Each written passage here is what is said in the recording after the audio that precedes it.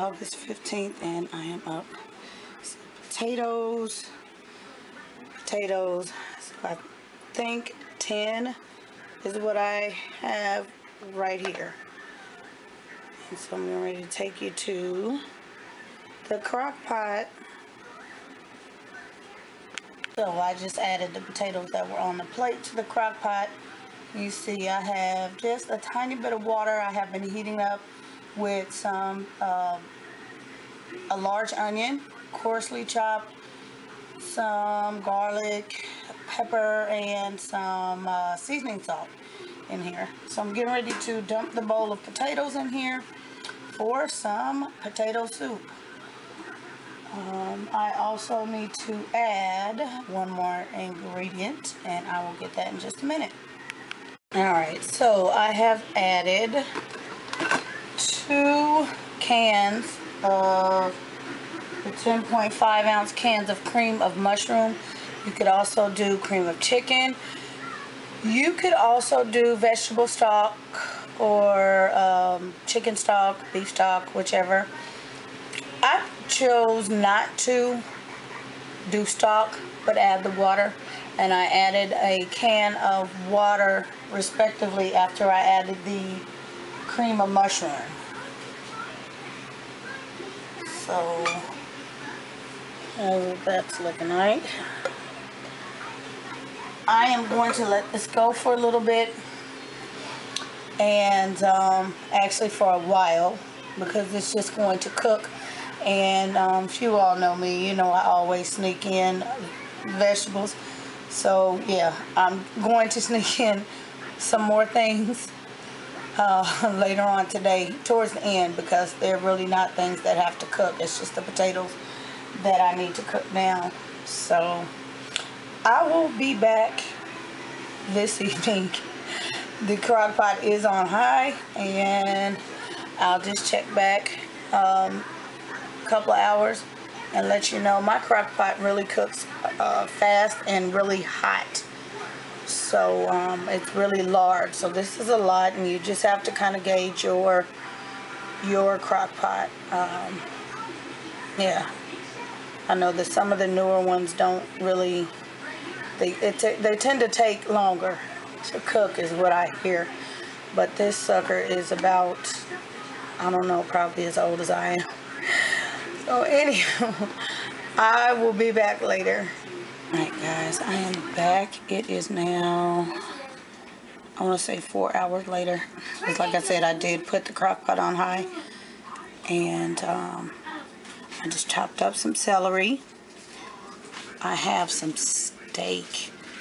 And this is probably about 2 steaks. This is actually leftover from last night's dinner. I made all of the steaks with the intention of adding some to this soup. So here's what is left. What I've just added into the crock pot is a bag of kale. Okay, so I added a bag of kale. I'm trying to think. I forgot to mention, when I first put the water on and I seasoned it, I added a splash of olive oil to that. So now everything's all nice and thickened. If it's not thickened, you can add maybe half a cup to a cup of flour. It'll thicken it up for you to your liking. What else did I do? Thought just escaped me. Oh, I just checked. Okay, so the potatoes are fork tender. I stuck a knife in them, but they're fork tender, so that tells me that the soup is literally done. So I'm just getting ready to put these last little ingredients in and let it go ahead and simmer down for another few minutes. And I can actually turn the pot off because it's so hot. It doesn't need to continue to cook, but I'm going to bring you to the pot in just a second. So here's what this soup is looking like. And sorry about the fog, but it is what it is. So it is nice and thick. And see, this is a vented spoon, so not much went through. Hold on, let me get rid of this frog here. All right. There we go. So that is about the consistency you want. Like I said, you can add a half a cup to a cup of flour if you need. You can see this is a rather large crock pot. It connects there. So the 10 potatoes, plenty. You have to gauge according to who you're cooking for. It's just the little ones and I tonight, so this will double over for tomorrow as well.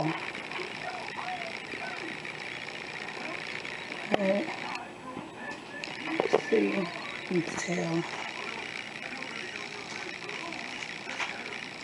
how I don't want them too mushy, but you can see that they're nice and tender now.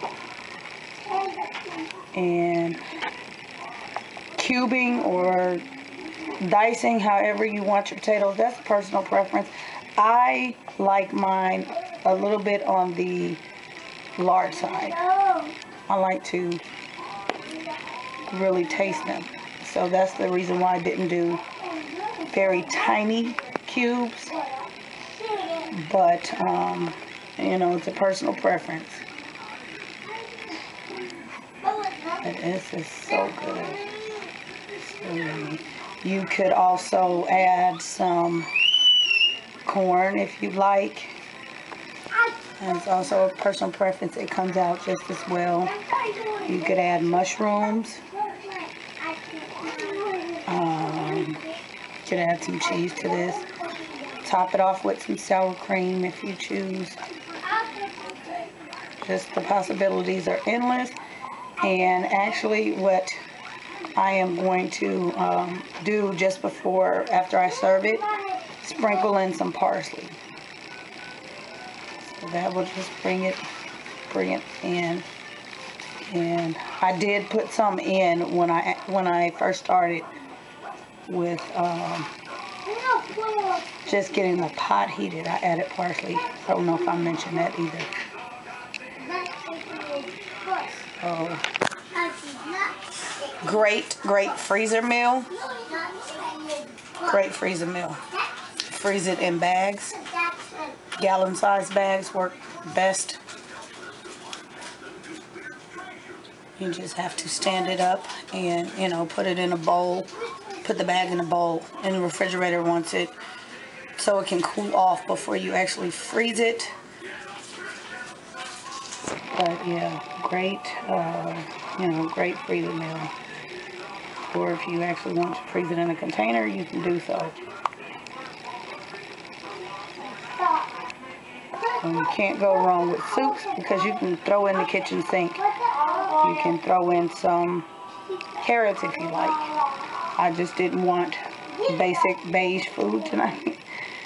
But I always add vegetables, you all know that. And the steak was just a bonus, just another spin on the steak. Since I had already made it, I just decided to throw it in here. What else?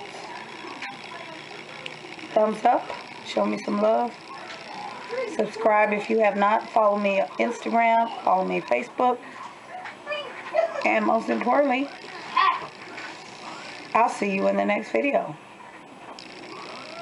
Bye, guys.